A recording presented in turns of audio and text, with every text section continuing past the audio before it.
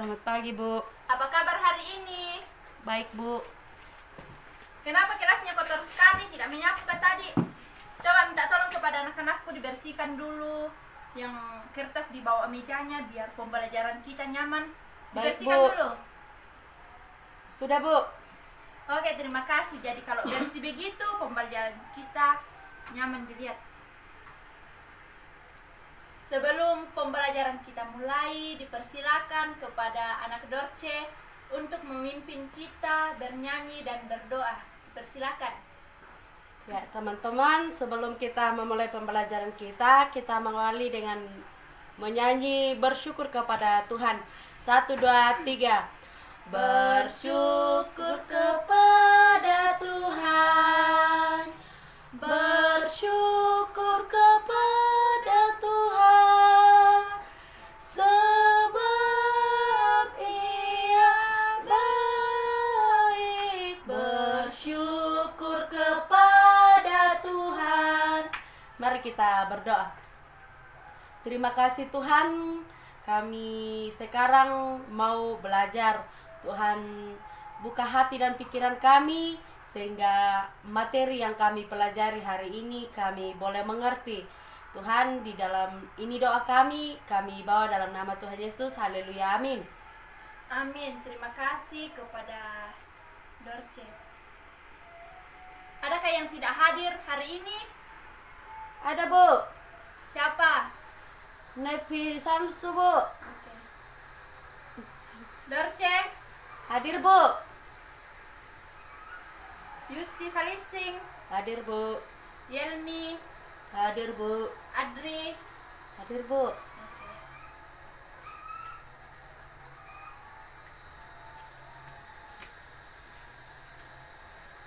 Jadi anak-anak, pembelajaran kita pada saat ini, tema pembelajaran kita yaitu tentang gereja. Jadi sebelum Ibu masuk dalam materi, coba anak-anakku sekalian jelaskan apa itu gereja, definisi gereja. Hai, Bu. Oke, Dorce dipersilakan. Apa itu arti gereja? Gereja adalah suatu perkumpulan atau lembaga dari penganut iman Kristiani. Oke, terima kasih kepada anak Dorce. Jawabannya sangat benar. Jadi, anak-anakku, gereja adalah diartikan sebagai, bukan cuma diartikan sebagai rumah peribadatan. Namun gereja juga memiliki arti dan tujuan berdasarkan Alkitab. Gereja berarti suatu perkumpulan atau lembaga dari penganut iman Kristen. Suranti Roro yang dari tadi mengantuk, kenapa mengantuk? Sudah mengertikah tentang definisi gereja? Apa yang maksud gereja? Sebagai tempat berkumpul dan bersekutu para orang percaya, Bu. Oke. Jadi kalau Ibu menjelaskan, jangan mengantuk di belakangnya. Coba jelaskan, Suranti Roro. Apa arti gereja tentang umat Allah?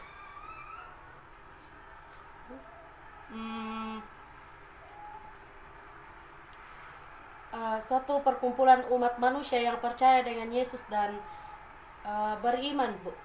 Oke, terima kasih. Jawabannya sangat benar.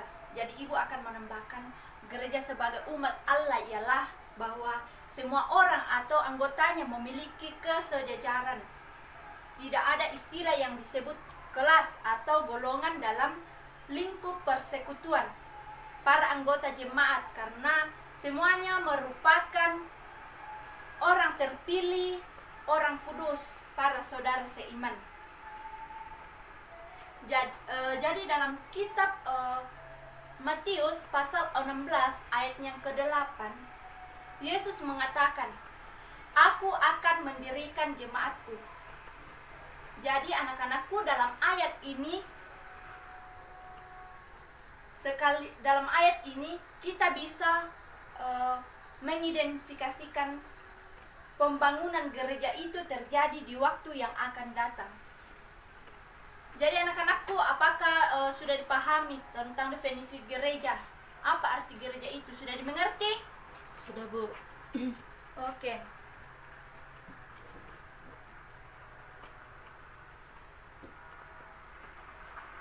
Jadi di sini kita akan masuk dalam fungsi gereja ada 4. Fungsi gereja ada 4. Yang pertama yaitu liturgika, yang kedua pewartaan, yang ketiga pelayanan, yang keempat kesaksian. Jadi fungsi gereja liturgi ya. Fungsi gereja liturgi yaitu dalam gereja merupakan fungsi gereja dalam mengadakan suatu susunan ibadah yang melibatkan umat dan pelayanan Tuhan seperti iman. Yang kedua yaitu fungsi pewartaan, merupakan gereja mewartakan berbagai kabar sukacita tentang penebusan dosa dan keselamatan manusia lewat pengorbanan Yesus di kayu salib. Yang ketiga yaitu fungsi pelayanan, merupakan gereja melakukan kegiatan-kegiatan sosial yang dapat membantu banyak orang atas dasar cinta kasih dengan mengutamakan sesama kita yang tersingkir, meski miskin dan terlantar. Yang keempat yaitu persekutuan. Persekutuan merupakan umat dalam gereja disatukan sebagai saudara dalam cinta kasih Tuhan dan dalam Roh Kudus, sehingga terjalin hubungan yang intim baik manusia dengan Tuhan maupun dengan sesama kita. Oke. Apakah anak-anakku sekalian dimengerti? Apakah ada pertanyaan tentang fungsi gereja? Apakah ada yang ingin dipertanyakan atau sudah jelas? Sudah jelas, Bu. Oke. Jadi anak-anakku sekalian, kita sudah membahas tentang definisi gereja dan fungsi gereja. Jadi kita akan membuat kelompok kecil untuk mendiskusikan tentang tujuan gereja menurut Alkitab. Kelompok 1, Ibu akan membagikan kelompok ya. Kelompok 1 Dorce, Surenti Roro, dan Anti. Kelompok 2 Yusti Salisting, Yelmi, dan Andri. Jadi Ibu akan memberikan waktu dalam 5 menit untuk mendiskusikan bersama temannya, dan satu orang mewakili kelompok mewakili temannya untuk membacakan hasil diskusinya bersama temannya. Ibu akan memberikan 5 menit ya waktunya. Dipersilakan kepada anak-anakku sekalian untuk mendiskusikan kepada temannya. Baik, Bu.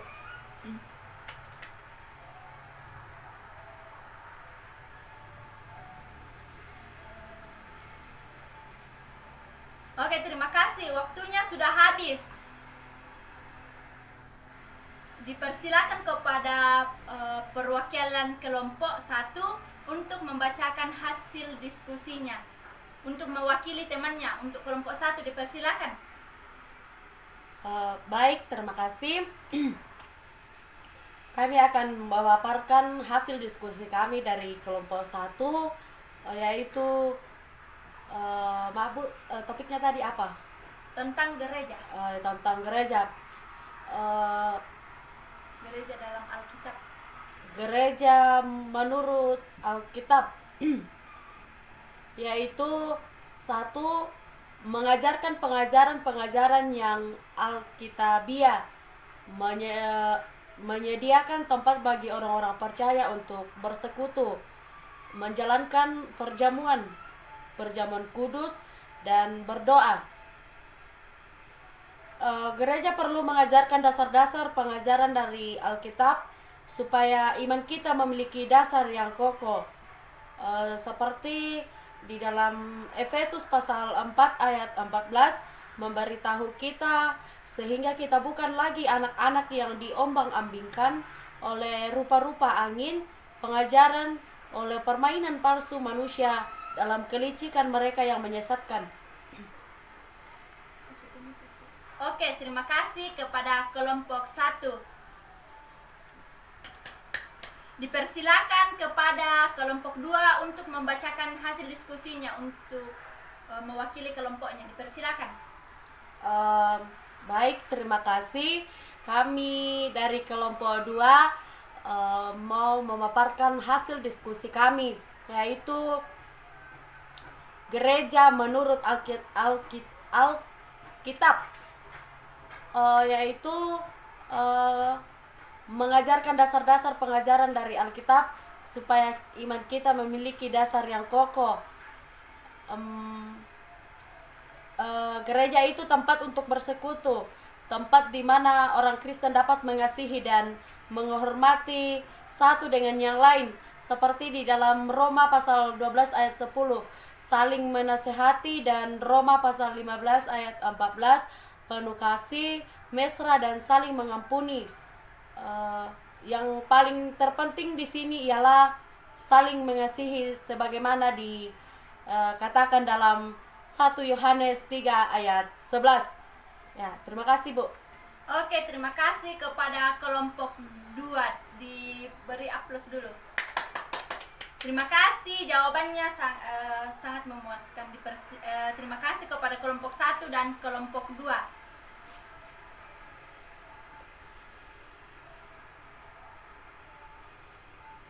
Dipersilakan duduk kepada perwakilan tadi.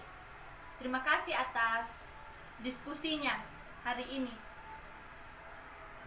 Ya, jadi anak-anakku, pembelajaran kita pada hari ini telah selesai dan ada tugas yang ibu akan berikan di rumah, PR ya. Ya, Bu. Jadi coba dibuka dulu untuk meringkas buku tentang Budi Pekerti halaman 125 mengenai keterbukaan gereja. Karena materi kita minggu depan kita membahas keterbukaan gereja itu. Tugasnya di rumah untuk meringkas buku ya. Ya, Bu.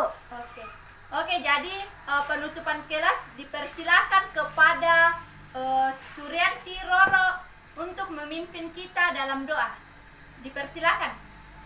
Ya, teman-teman, sebelum kita pulang, mari kita satu dalam doa, kita berdoa. Terima kasih Tuhan, Engkau sudah menyertai kami dalam pembelajaran kami hari ini. Sekarang kami mau pulang, Tuhan tuntun dan lindungi kami. Ini doa kami bawa di dalam nama Tuhan Yesus, kami sudah berdoa. Amin. Amin. Terima kasih kepada Suryanti Roro yang sudah memimpin kita dalam doa. Terima kasih, Bu. Iya. Ingat ya, tugasnya di rumah dikerjakan. Baik, Bu. Sampai jumpa, sampai bertemu di minggu yang akan datang. Terima kasih.